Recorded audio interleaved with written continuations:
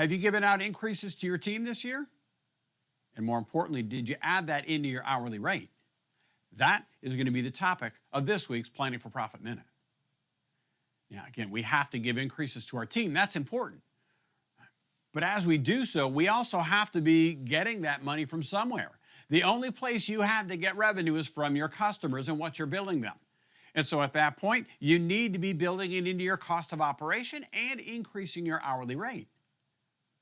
As we look at this, let's take a peek at our software and see how that can impact us. I'm going to start out by taking a look at our net profit analysis report here, looking at the company as a whole. And I can see very quickly here that last year, I'm projecting, and actually next year, projecting that we're going to do $1.6 million. That will result in $120,000 in net profit, which is a 7.38% net profit before taxes. I'd like it to be a little higher, but I can live with that. Now, if I'm going to go ahead and give out increases, I've got to factor that into my cost of operation. If I don't, where's it going to come from? Pretty easy answer. It's going to come out of this $120,000 right here. And that starts cutting into the net profit for the company. Again, there's only one place that you have to get revenue, and that is in your hourly rate. So let's see how we make that happen. The first thing I want to do is I want to create a copy of my company. I don't want to mess with the original. Right? Because you're kind of doing a what-if scenario here. What's going to happen if I give these increases to my team? So to do that, I'm simply going to go into Setup, and I'm going to go into Company Models. And in there, again, you're going to see the green dot on the model. That is the active model.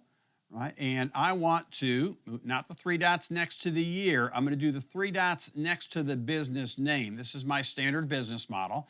And so I want to copy this model. It's going to ask me, what do I want to name this new copy? Right now it's a standard business model. Well, I'm going to call this one Potential Pay Increases.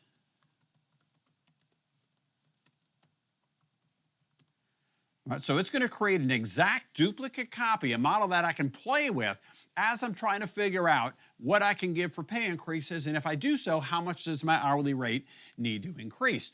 So as I approve that, it's now going to create a complete new model. Everything that we've got in this existing one, it's going to duplicate, put into another model that I can play with that won't affect my original. Now, in my particular case, I've got several years worth of data here, and so it's actually duplicating all of those. Right, so now I can see as I scroll down here just a little bit, I've got an exact duplicate of everything in a new model called Potential Pay Increases.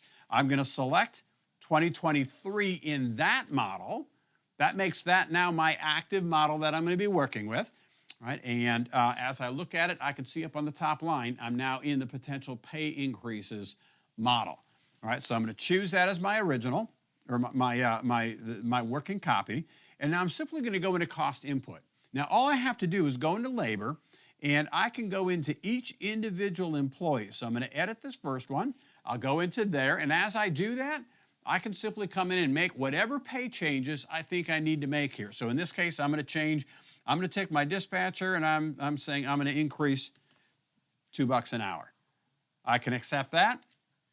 At that point, the individual pay rate here is corrected. Now remember, that's just in this model. It doesn't impact any of the other ones that we've done.